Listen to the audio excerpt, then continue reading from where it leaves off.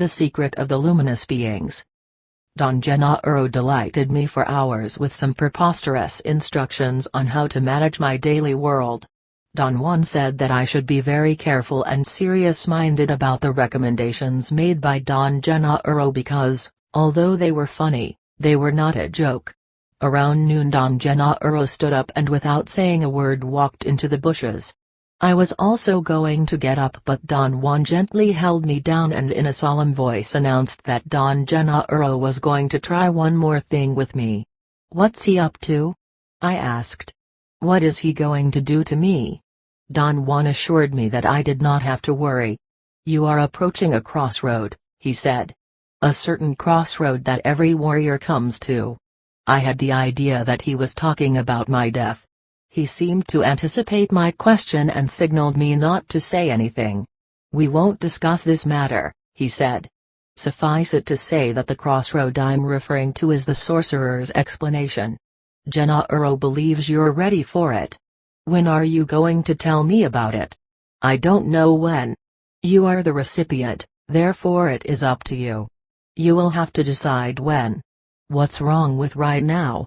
"To decide doesn't mean to choose an arbitrary time," he said. "To decide means that you have trimmed your spirit impeccably, and that you have done everything possible to be worthy of knowledge and power. Today, however, you must solve a little riddle for Gennaro. He's gone ahead of us and he'll be waiting somewhere in the chaparral. No one knows the spot where or the specific time to go to him. If you're capable of determining the right time to leave the house, you will also be capable of guiding yourself to where he is." I told Don Juan that I could not imagine anyone being able to solve such a riddle.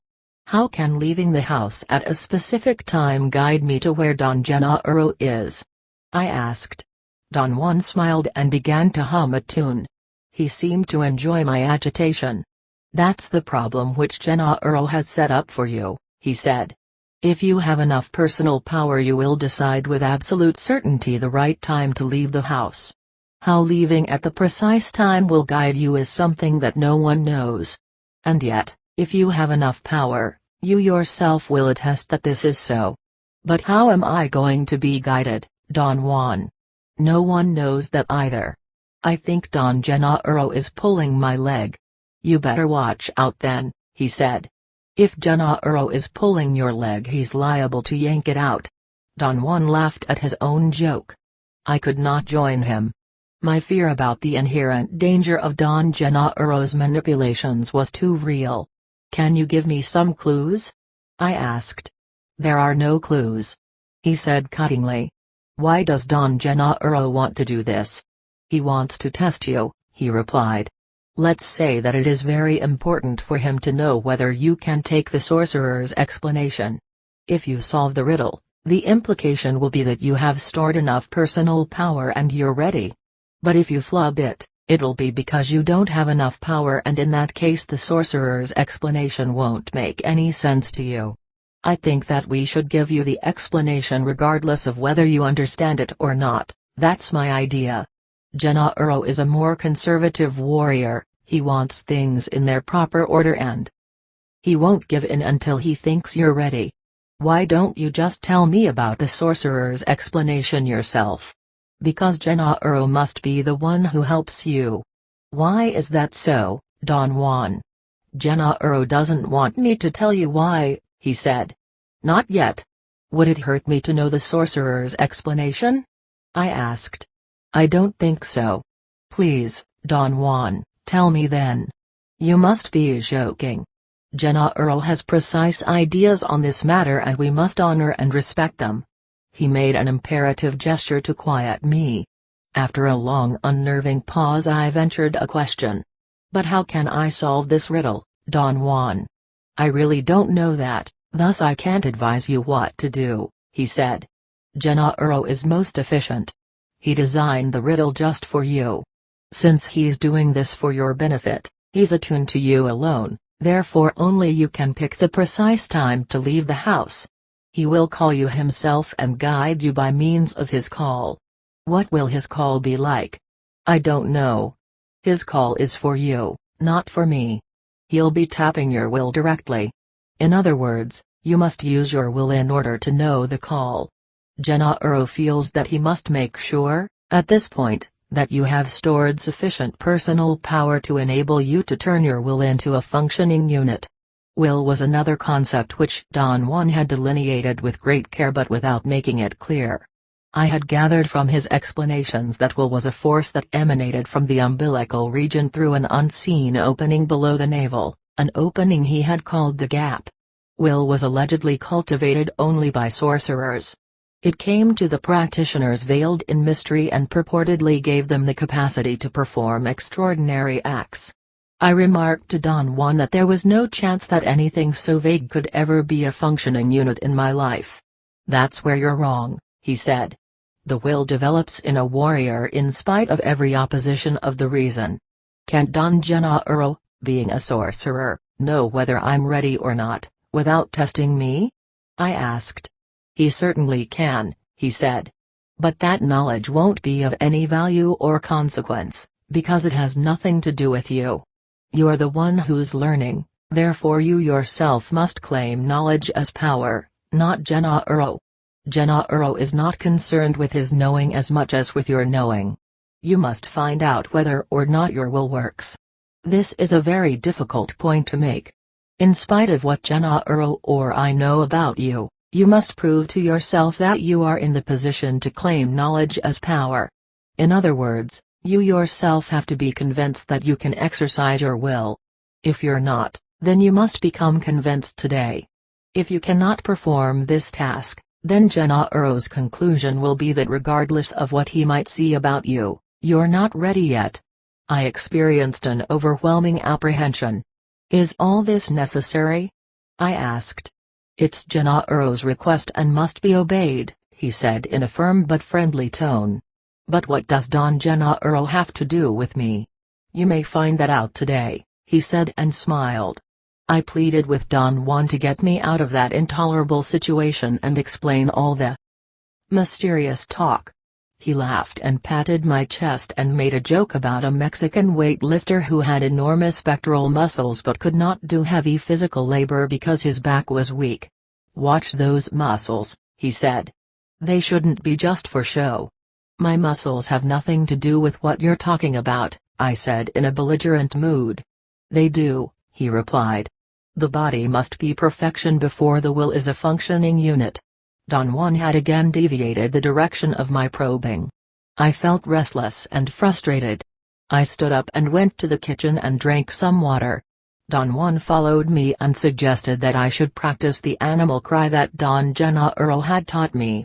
We walked to the side of the house. I sat on a pile of wood and involved myself in reproducing it. Don Juan made some corrections and gave me some pointers about my breathing. The end result was a state of complete physical relaxation. We returned to the ramada and sat down again. I told him that sometimes I felt irked with myself because I was so helpless. "There is nothing wrong with the feeling of being helpless," he said. "All of us are most familiar with it. Remember that we have spent an eternity as helpless infants. I have already told you that at this very moment you are like an infant who can't get out of the crib by himself, much less act on his own. Gennaro gets you out of your crib, let's say, by picking you up. But an infant wants to act and since he can't, he complains. There is nothing wrong with that, but to indulge in protesting and complaining is another matter." He demanded that I keep myself relaxed. He suggested that I ask him questions for a while, until I was in a better frame of mind. For a moment I was at a loss and could not decide what to ask. Don Juan unrolled a straw mat and told me to sit on it. Then he filled a large gourd with water and put it in a carrying net. He seemed to be preparing for a journey. He sat down again and urged me with a movement of his eyebrows to begin my questions. I asked him to tell me more about the moth. He gave me a long scrutinizing look and chuckled. "That was an ally," he said. "You know that. But what actually is an ally, Don Juan?" "There is no way of saying what exactly an ally is, just as there is no way of saying what exactly a tree is." "A tree is a living organism," I said. "That doesn't tell me much," he said. "I can also say that an ally is a force, a tension, I've told you that already, but that doesn't say much about an ally. Just like in the case of a tree, the only way to know what an ally is by experiencing it. Over the years I have struggled to prepare you for the momentous encounter with an ally. You may not realize this, but it took you years of preparation to meet tree. To meet ally is no different. A teacher must acquaint his disciple with ally little by little, piece by piece. You have, over the course of the years, stored a great amount of knowledge about it, and now you are capable of putting that knowledge together to experience ally the way you experience tree. I have no idea that I'm doing that, Don Juan. Your reason is not aware of it, because it cannot accept the possibility of ally to begin with. Fortunately, it is not the reason which puts ally together. It is the body. You have perceived ally in many degrees and on many occasions. Each of those perceptions was stored in your body. The sum of those pieces is the ally. I don't know any other way of describing it. I said that I could not conceive that my body was acting by itself as if it were an entity separate from my reason. It isn't, but we have made it so, he said. Our reason is petty and it is always at odds with our body. This, of course, is only a way of talking, but the triumph of a man of knowledge is that he has joined the two together. Since you're not a man of knowledge, your body does things now that your reason cannot comprehend. The ally is one of those things.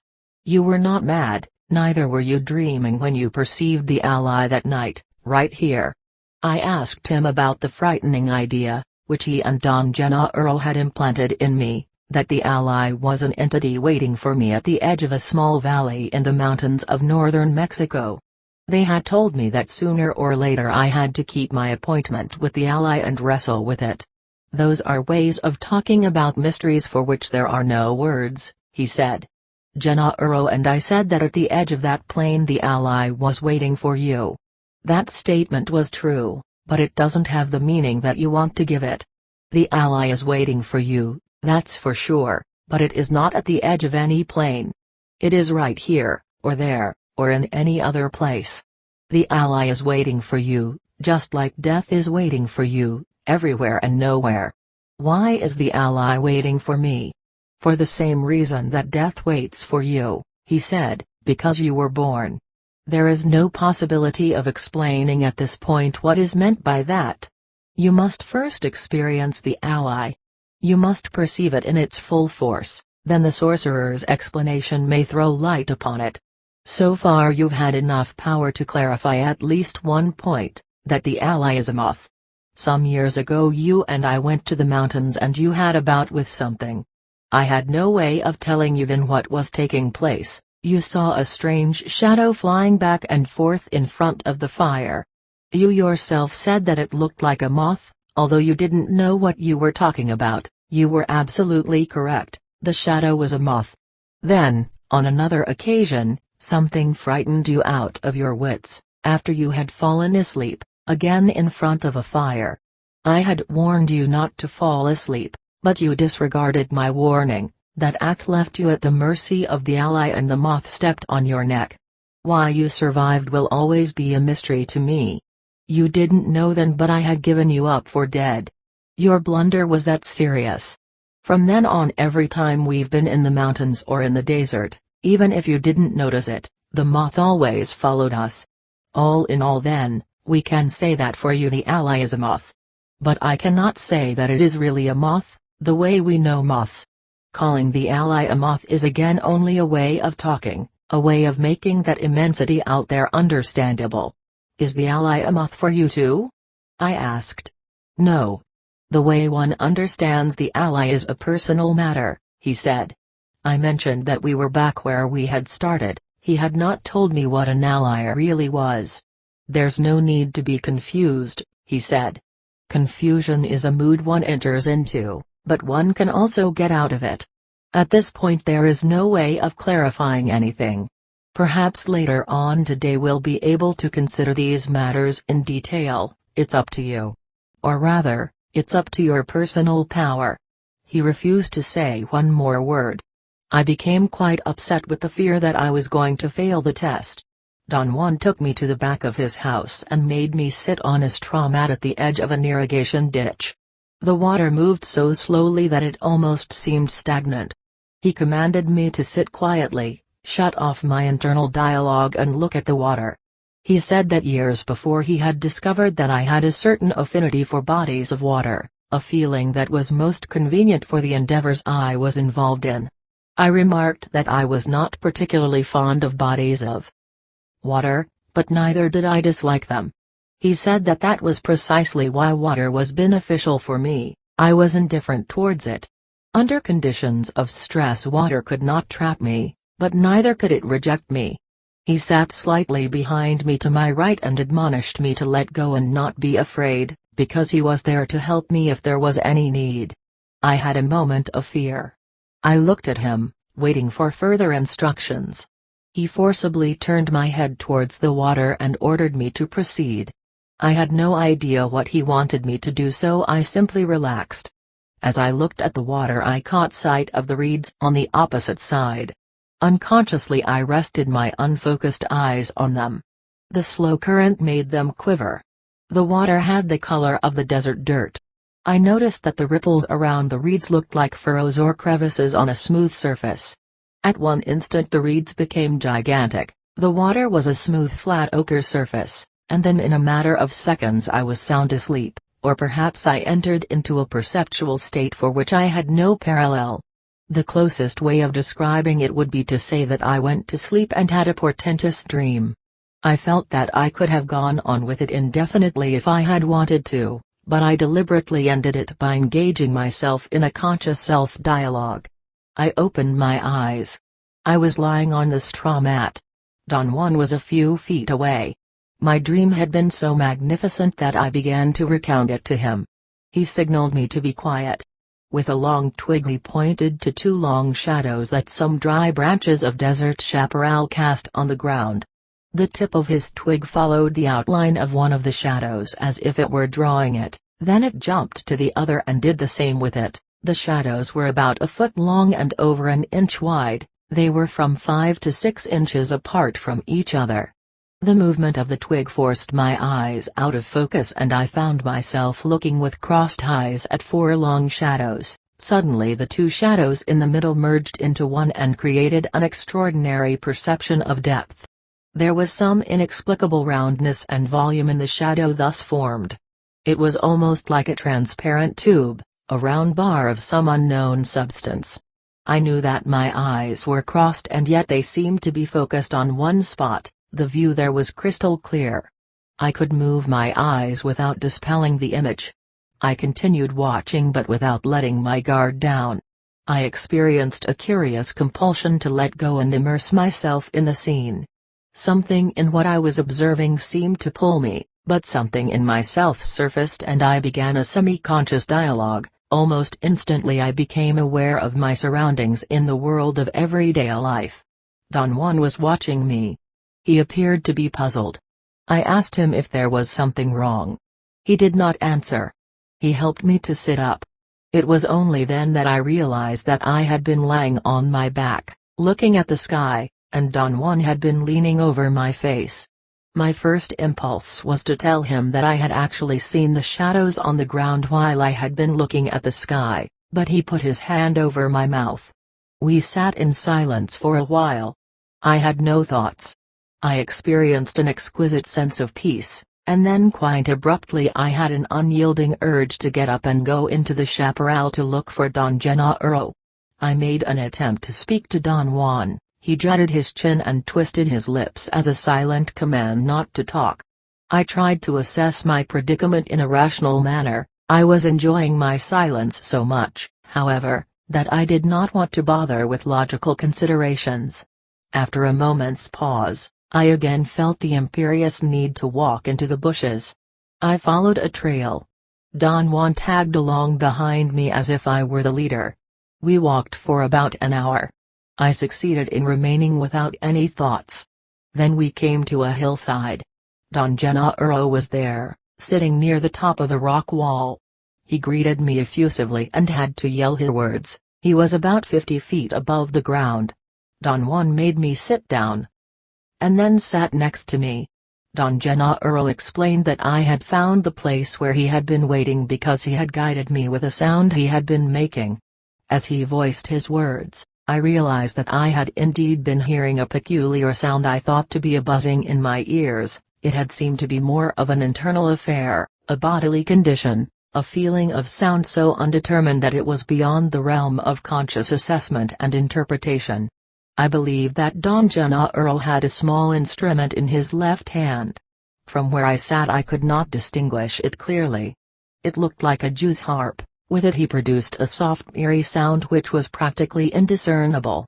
He kept on playing it for a moment, as if allowing me time to fully realize what he had just said. Then he showed me his left hand. There was nothing in it, he was not holding any instrument. It had appeared to me that he was playing some instrument because of the manner in which he had put his hand to his mouth. Actually, the sound was being produced with his lips and the edge of his left hand, between the thumb and index finger. I turned to Don Juan to explain to him that I had been fooled by Don Gennaro's movements. He made a quick gesture and told me not to talk and to pay close attention to what Don Gennaro was doing. I turned back to look at Don Gennaro, but he was no longer there. I thought that he must have climbed down. I waited a few moments for him to emerge from behind the bushes.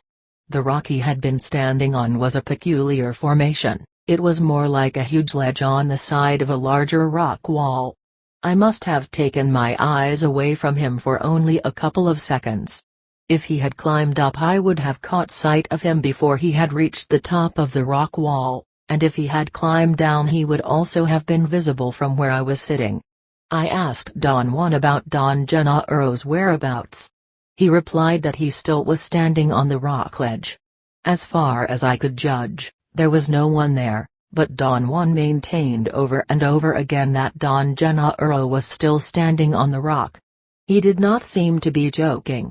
His eyes were steady and fierce. He said in a cutting tone that my senses were not the proper avenue to appraise what Don Gennaro was doing. He ordered me to shut off my internal dialogue. I struggled for a moment and began to close my eyes. Don Juan lurched at me and shook me by the shoulders. He whispered that I had to keep my view on the rock ledge. I had a sensation of drowsiness and heard Don Juan's words as if they were coming from far away. I automatically looked at the ledge. Don Gennaro was there again. That did not interest me. I noticed semi-consciously that it was very difficult for me to breathe, but before I could have a thought about it, Don Gennaro jumped to the ground. That act did not catch my interest either. He came over to me and helped me stand up, holding me by the arm. Don Juan held my other arm. They propped me up between the two of them. Then it was only Don Gennaro who was helping me walk.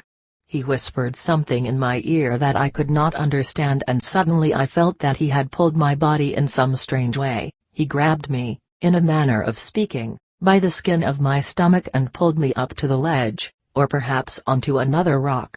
I knew that for an instant I was on a rock. I could have sworn that it was the rock ledge. The image was so fleeting, however, that I could not evaluate it in detail. Then I felt that something in me faltered and I fell backwards. I had a faint feeling of anguish or perhaps physical discomfort. The next thing I knew, Don Juan was talking to me. I could not understand him. I concentrated my attention on his lips.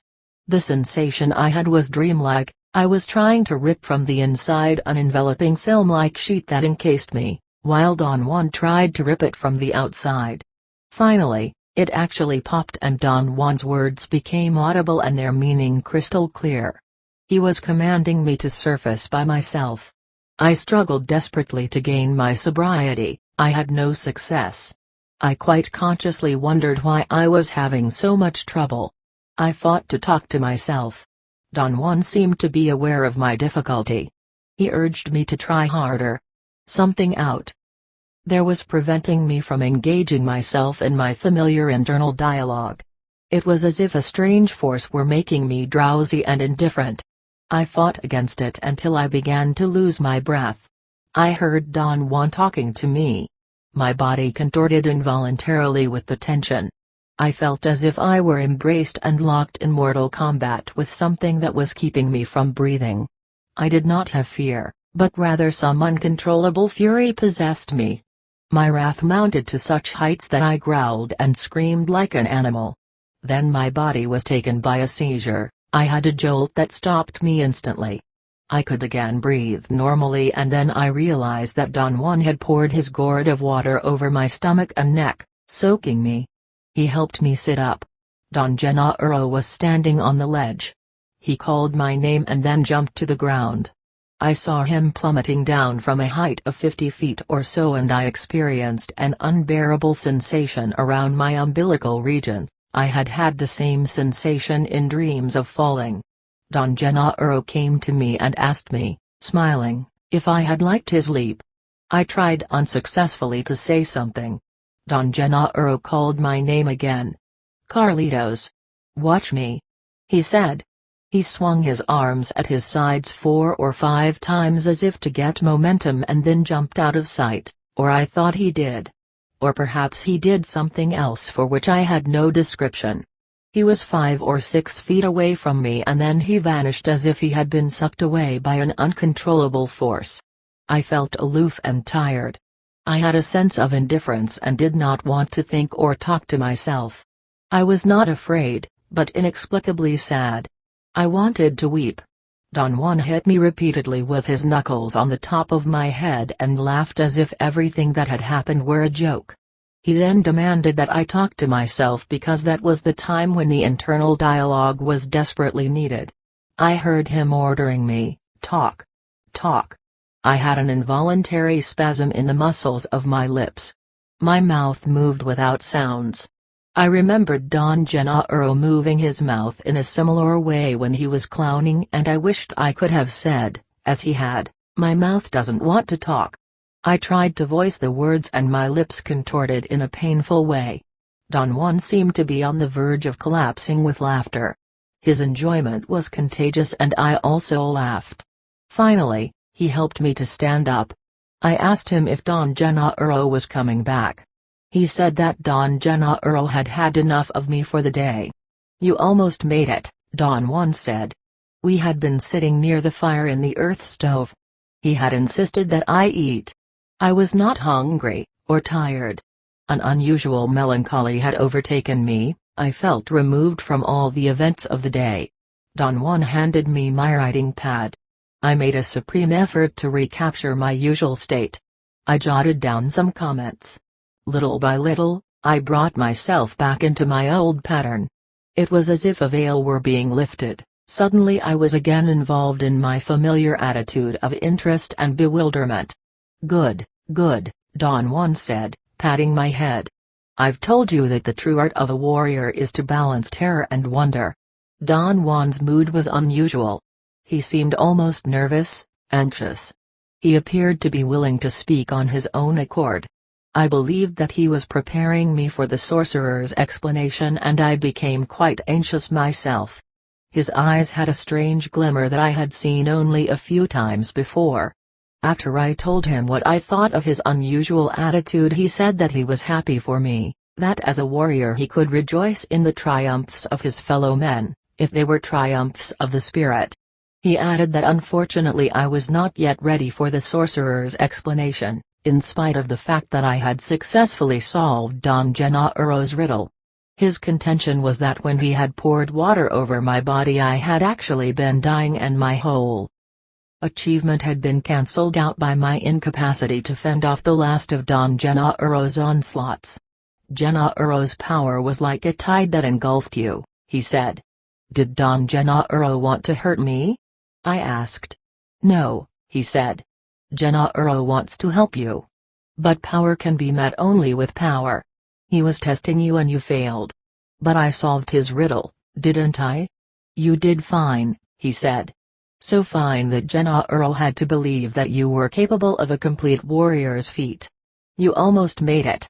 What floored you this time was not indulging, though. What was it then? You're too impatient and violent. Instead of relaxing and going with Gennaro, you began to fight him. You can't win against him, he's stronger than you. Don Juan then volunteered some advice and suggestions about my personal relations with people. His remarks were a serious sequel to what Don Gennaro had jokingly said to me earlier. He was in a talkative mood, and without any coaxing on my part he began to explain what had taken place during the last 2 times I had been there. As you know, he said, the crux of sorcery is the internal dialogue, that is the key to everything. When a warrior learns to stop it, everything becomes possible, the most far-fetched schemes become attainable. The passageway to all the weird and eerie experiences that you have had recently was the fact that you could stop talking to yourself. You have, in complete sobriety, witnessed the ally, Gennaro's double, the dreamer and the dreamed, and today you almost learned about the totality of yourself. That was the warrior's feat that Gennaro expected you to perform. All this has been possible because of the amount of personal power that you have stored. It started the last time you were here when I caught sight of a very auspicious omen. As you arrived I heard the ally prowling around. First, I heard its soft steps, and then I saw the moth looking at you as you got out of your car. The ally was motionless, watching you. That to me was the best omen. Had the ally been agitated, moving around as if it was displeased with your presence, the way it always has been, the course of the events would have been different. Many times I have caught sight of the ally in an unfriendly state towards you, but this time the omen was right and I knew that the ally had a piece of knowledge for you. That was the reason why I said that you had an appointment with knowledge, an appointment with a moth that had been pending for a long time. For reasons inconceivable to us the ally selected the form of a moth to manifest itself to you. But you said that the ally was formless, and that one could only judge its effects, I said. That is right, he said. But the ally is a moth for the onlookers who are associated with you, Gennaro and myself.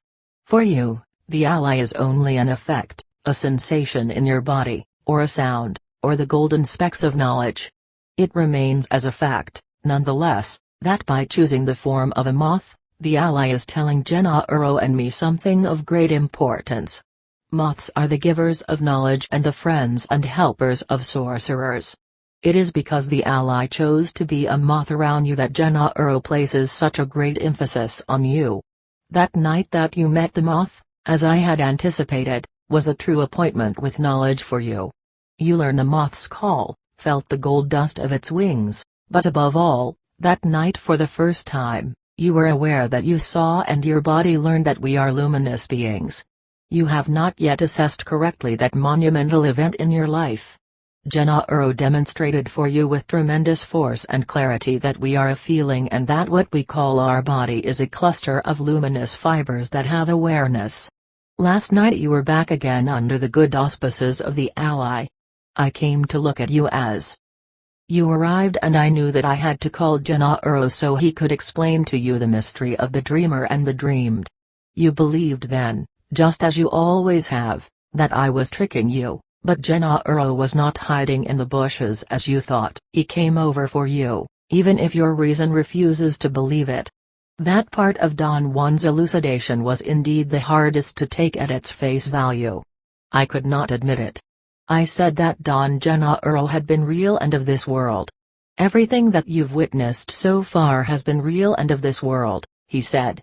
There is no other world. Your stumbling block is a peculiar insistence on your part, and that peculiarity of yours is not going to be cured by explanations.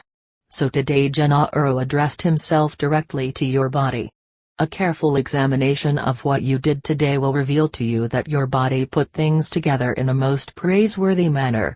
Somehow, you refrained from indulging in your visions at the irrigation ditch.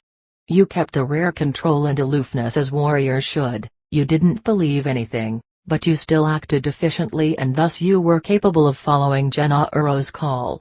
You actually found him without any aid from me. When we arrived at the rock ledge, you were imbued with power and you saw Gennaro standing where other sorcerers have stood, for similar reasons. He walked over to you after jumping from the ledge. He himself was all power. Had you proceeded as you did earlier by the irrigation ditch, you would have seen him as he really is, a luminous being. Instead, You got frightened, especially when Gennaro made you leap. That leap in itself should have been sufficient to transport you beyond your boundaries. But you didn't have the strength and fell back into the world of your reason. Then, of course, you entered into mortal combat with yourself. Something in you, your will, wanted to go with Gennaro, while your reason opposed him.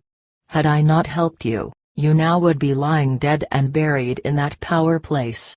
But even with my help the outcome was dubious for a moment. We were silent for a few minutes. I waited for him to speak. Finally I asked, "Did Don Gennaro make me leap up to the rock ledge?" "Don't take that leap in the sense that you understand a leap," he said. "Once again, this is only a way of speaking. As long as you think that you are a solid body you cannot conceive what I am talking about." He then spilled some ashes on the ground by the lantern, covering an area about 2 feet square, and drew a diagram with his fingers, a diagram that had 8 points interconnected with lines. It was a geometrical figure. He had drawn a similar one years before when he tried to explain to me that it was not an illusion that I had observed the same leaf falling 4 times from the same tree. The diagram in the ashes had 2 epicenters, one he called reason, the other, will. Reason was interconnected directly with a point he called talking.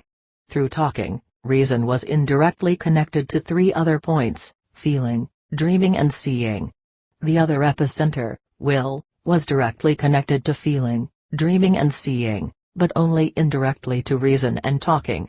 I remarked that the diagram was different from the one I had recorded years before. "The outer form is of no importance," he said. "These points represent a human being and can be drawn in any way you want." "Do they represent the body of a human being?" I asked. "Don't call it the body," he said. "These are 8 points on the fibers of a luminous being. A sorcerer says, as you can see in the diagram, that a human being is, first of all, will, because will is directly connected to 3 points, feeling, dreaming and seeing, then next, a human being is reason. This is properly a center that is smaller than will, it is connected only with talking." "What are the other 2 points, Don Juan?" He looked at me and smiled. "You're a lot stronger now than you were the first time we talked about this diagram," he said. "But you're not yet strong enough to know all the 8 points. Gennaro will someday show you the other 2. Does everybody have those 8 points or only sorcerers? We may say that every one of us brings to the world 8 points. 2 of them, reason and talking, are known by everyone. Feeling is always vague but somehow familiar. But only in the world of sorcerers does one get fully acquainted with dreaming, seeing and will. And finally, at the outer edge of that world one encounters the other 2. The 8 points make the totality of oneself." He showed me in the diagram that in essence all the points could be made to connect with one another indirectly. I asked him again about the 2 mysterious remaining points. He showed me that they were connected only to will and that they were removed from feeling, dreaming and seeing, and much more distant from talking and reason. He pointed with his finger to show that they were isolated from the rest and from each other.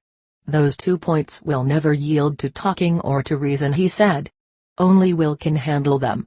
Reason is so removed from them that it is utterly useless to try figuring them out.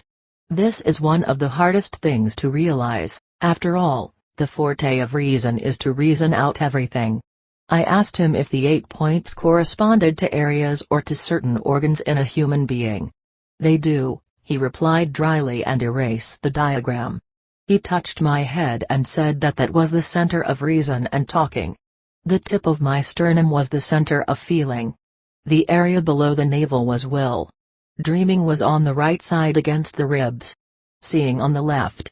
He said that sometimes in some warriors seeing and dreaming were on the right side. "Where are the other 2 points?" I asked.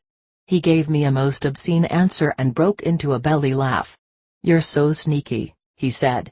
"You think I'm a sleepy old goat, don't you?" I explained to him that my questions created their own momentum. "Don't try to hurry," he said. "You'll know in due time and then you will be on your own, by yourself." Do you mean that I won't see you anymore, Don Juan? Not ever again, he said. Gennaro and I will be then what we always have been, dust on the road. I had a jolt in the pit of my stomach. What are you saying, Don Juan? I'm saying that we all are unfathomable beings, luminous and boundless. You, Gennaro and I are stuck together by a purpose that is not our decision. What purpose are you talking about? Learning the warrior's way. You can't get out of it, but neither can we. As long as our achievement is pending you will find me or Gennaro, but once it is accomplished, you will fly freely and no one knows where the force of your life will take you. What is Don Gennaro doing in this? That subject is not in your realm yet, he said. Today I have to pound the nail that Gennaro put in, the fact that we are luminous beings. We are perceivers. We are an awareness, we are not objects, we have no solidity. We are boundless. The world of objects and solidity is a way of making our passage on earth convenient. It is only a description that was created to help us. We, or rather our reason, forget that the description is only a description and thus we entrap the totality of ourselves in a vicious circle from which we rarely emerge in our lifetime. At this moment, for instance, you are involved in extricating yourself from the snarls of reason. It is preposterous and unthinkable for you that Gennaro just appeared at the edge of the chaparral, and yet you cannot deny that you witnessed it. You perceived it as such. Don Juan chuckled. He carefully drew another diagram in the ashes and covered it with his hat before I could copy it. We are perceivers, he proceeded. The world that we perceive, though, is an illusion. It was created by a description that was told to us since the moment we were born. We, the luminous beings, are born with 2 rings of power, but we use only one to create the world. That ring, which is hooked very soon after we are born, is reason, and its companion is talking. Between the two they concoct and maintain the world. So, in essence, the world that your reason wants to sustain is the world created by a description and its dogmatic and inviolable rules, which the reason learns to accept and defend. The secret of the luminous beings is that they have another ring of power which is never used, the will. The trick of the sorcerer is the same trick of the average man. Both have a description. One, the average man, upholds it with his reason, the other, the sorcerer, upholds it with his will. Both descriptions have their rules and the rules are perceivable, but the advantage of the sorcerer is that will is more engulfing than reason. The suggestion that I want to make at this point is that from now on you should let yourself perceive whether the description is upheld by your reason or by your will. I feel that is the only way for you to use your daily world as a challenge and a vehicle to accumulate enough personal power in order to get to the totality of yourself. Perhaps the next time that you come you'll have enough of it. At any rate, wait until you feel, like you felt today at the irrigation ditch, that an inner voice is telling you to do so. If you come in any other spirit it'll be a waste of time and a danger to you. I remarked that if I had to wait for that inner voice I would never see them again. You'd be surprised how well one can perform if one is against the wall, he said. He stood up and picked up a bundle of firewood. He placed some dry sticks on the earth stove. The flames cast a yellowish glow on the ground. He then turned off the lantern and squatted in front of his hat, which was covering the drawing he had made in the ashes. He commanded me to sit calmly, shut off my internal dialogue, and keep my eyes on his hat. I struggled for a few moments and then I felt a sensation of floating, of falling off a cliff. It was as if nothing were supporting me, as if I were not sitting or did not have a body. Don Juan lifted his hat. Underneath there were spirals of ashes. I watched them without thinking. I felt the spirals moving. I felt them in my stomach. The ashes seemed to pile up. Then they were stirred and fluffed and suddenly Don Gennaro was sitting in front of me. The sight forced me instantly into my internal dialogue. I thought that I must have fallen asleep. I began to breathe in short gasps and tried to open my eyes, but my eyes were open. I heard Don Juan telling me to get up and move around. I jumped up and ran to the ramada. Don Juan and Don Gennaro ran after me. Don Juan brought his lantern. I could not catch my breath. I tried to calm myself as I had done before, by jogging in place while I faced the west. I lifted my arms and began breathing. Don Juan came to my side and said that those movements were done only in the twilight. Don Gennaro yelled that it was twilight for me and both of them began to laugh. Don Gennaro ran to the edge of the bushes and then bounced back to the ramada, as if he had been attached to a giant rubber band that made him snap back. He repeated the same movement 3 or 4 times and then came to my side. Don Juan had been looking at me fixedly, giggling like a child. They exchanged a furtive glance. Don Juan said to Don Gennaro in a loud voice that my reason was dangerous, and that it could kill me if it was not placated. For heaven's sake! Don Gennaro exclaimed in a roaring voice. Placate his reason. They jumped up and down and laughed like 2 children. Don Juan made me sit down underneath the lantern and handed me my notebook. Tonight we're really pulling your leg, he said in a conciliatory tone. Don't be afraid. Gennaro was hiding under my hat.